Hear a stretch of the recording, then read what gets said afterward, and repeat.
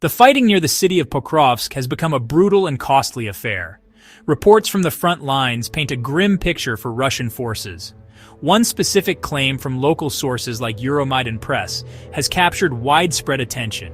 It suggests that Russia is losing as many as 20 soldiers for every single meter of territory gained in some areas. This number, while shocking, highlights the extreme difficulty of the current offensive operations. It points to a new reality on the modern battlefield. This essay will explore the reasons behind these staggering losses, and it will examine the key factors that have turned Russia's advance into a slow, bloody grind. This analysis will use simple language to explain complex military situations. We will discuss the roles of drones, airstrikes, and infantry in this conflict. The focus will be on the area around Pokrovsk, a key strategic city in the Donetsk region. For Russia, capturing Pokrovsk is a major objective. It is seen as a gateway to controlling the wider Donbas area. For Ukraine, holding Pokrovsk is vital for its defensive lines and regional logistics. The intense struggle for this city reveals much about the current state of the war and the tactics being used by both sides. We will look at how the fighting has evolved. Early Russian attacks often relied heavily on armored vehicles. Russia began a major offensive during the summer of 2025, a campaign designed to decisively shift the momentum of the war in the Donbas. At the heart of this operation was a city that had become a critical linchpin for Ukraine's defense, Pokrovsk. Located in northwestern Donetsk Oblast, Pokrovsk was more than just a name on a map. A pre-war industrial center with over 60,000 residents, its strategic value had magnified immensely. The city functions as a vital logistics and operational hub for the Ukrainian armed forces. It's a key railway junction and a crossroads for major highways, channeling supplies, equipment, and troop rotations for the entire Donetsk front. For Russia, the primary goal was therefore brutally clear: to capture the city of Pokrovsk. Seizing it would not only cripple Ukraine's ability to supply its forces, but also open a direct path for Russian advances further west. Military planners in Moscow likely hoped for a swift breakthrough, envisioning a classic pincer movement to encircle Ukrainian defenders. To achieve this, they massed a truly significant number of troops and materiel. According to Ukrainian military sources, as many as 100,000 Russian soldiers were concentrated in the Pokrovsk sector, organized into several combined arms armies and bolstered by a vast array of artillery. To put this staggering number in perspective, this single concentration of force is more than half the size of the entire army Russia used for its full-scale invasion in 2022. It represents one of the largest operational groupings for a single objective since the start of the war. This immense commitment underscores the strategic importance Russia placed on capturing this one city. A victory here would have been a powerful propaganda tool and a devastating blow to Ukrainian morale. Yet despite the massive concentration of forces, the summer campaign failed to achieve its main objective. The end of August came and went, and Pokrovsk remained firmly under Ukrainian control. The anticipated breakthrough never materialized. Instead, the Russian advance was blunted by layers of well-prepared Ukrainian defenses, slowing to a crawl after suffering heavy initial losses. Instead of a decisive victory, the grand offensive devolved into a series of brutal, grinding battles for every tree line and every small village, a bloody new reality for the stalled campaign. A key reason for the high cost of Russia's offensive is the staggering loss of its armored vehicles. Russian doctrine relies on combined arms warfare, a synchronized attack using tanks and armored carriers to overwhelm defenses. Tanks provide heavy firepower to punch through enemy lines, while APCs protect infantry until they can seize the objective. However, the reality on the ground has been a brutal departure from the textbook. In the initial phases of the push towards Pokrovsk, Russian forces assembled large mechanized columns. These formations, comprising T-72 and T-80 tanks alongside BMP infantry fighting vehicles, were intended to achieve a rapid breakthrough. The strategy was a classic armored spearhead, designed to shatter Ukrainian lines. But instead of a breakthrough, these columns drove into a multi-layered defensive system that turned their advance into a gauntlet. Ukraine's strategy wasn't to meet armor with armor, but to systematically dismantle the attacking force.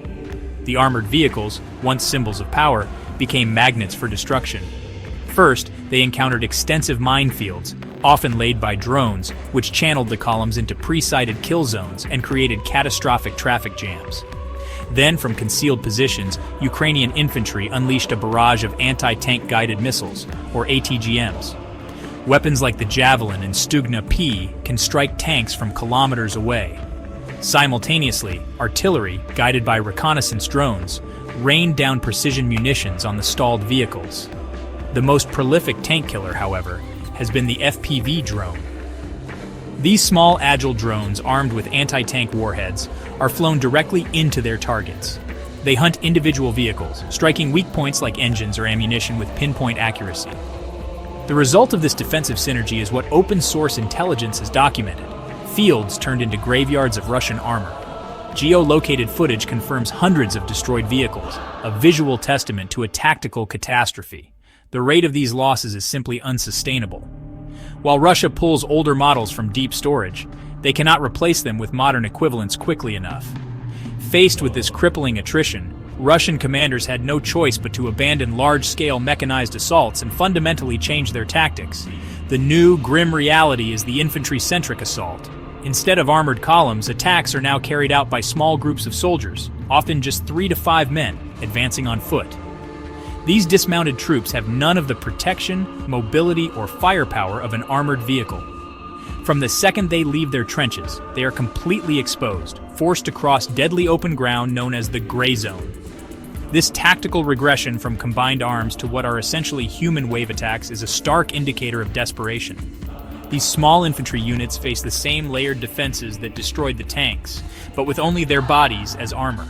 They are watched constantly by reconnaissance drones, which coordinate a storm of fire from artillery and mortars. Any group that survives that must then contend with the drone wall, swarms of FPV drones that hunt them down one by one. Every meter gained is paid for with an immense human cost. The staggering human cost is having a corrosive effect on Russian troop morale, a disillusionment now spilling into the digital realm. On social media, serving soldiers post raw accounts that bypass state media. They describe the war as a мясорубка, a meat grinder, and contradict Kremlin propaganda. Their advice to potential recruits is blunt: ignore the enlistment offices and avoid what they call a pointless slaughter. This morale crisis is directly linked to battlefield tactics. Soldiers report being ordered on frontal meat assaults against fortified positions with minimal support. When a soldier believes they are being used as disposable bait, their will to fight evaporates. This psychological collapse is as dangerous as any equipment shortage, creating a brittle front line that could fracture under pressure. And these aren't just whispers from the trenches. The alarm is being sounded from within the Russian establishment. In a candid interview, Dmitry Rogozin, a prominent hardliner, described a grinding positional war where high-value equipment is destroyed by drones before reaching the front. He admitted Ukraine deploys 10 times more drones, leveraging an agile, decentralized production model that Russia's bureaucratic defense industry cannot match. He noted Ukraine's ability to source global components enables hundreds of long-range drone launches daily. Rogozin confirmed that traditional assault groups are now suicide squads under the unblinking eye of constant drone surveillance. This is due to Ukraine's layered drone wall. Long-range reconnaissance drones patrol deep, finding high-value targets. Tactical quadcopters provide real-time overwatch for ground units. And the final, most lethal layer is the swarm of cheap, expendable FPV drones armed with RPG warheads to act as precision-guided munitions. The effectiveness of this FPV swarm hinges on the pilot. Ukraine has established a massive training pipeline, turning thousands of volunteers into skilled operators in weeks. These pilots, operating from secure bunkers, guide their drones with gaming-style controllers with devastating accuracy. Russia has scrambled to counter this with electronic warfare systems, but this has sparked a rapid war of adaptation. Ukrainian operators learn to fly dirty, switching frequencies or using terrain to mask their approach to bypass the jamming. But the drones are often just the first link in a faster, more integrated kill chain. The drone is the eye, providing a constant stream of targeting data. The killing blow is then delivered by the most efficient weapon available.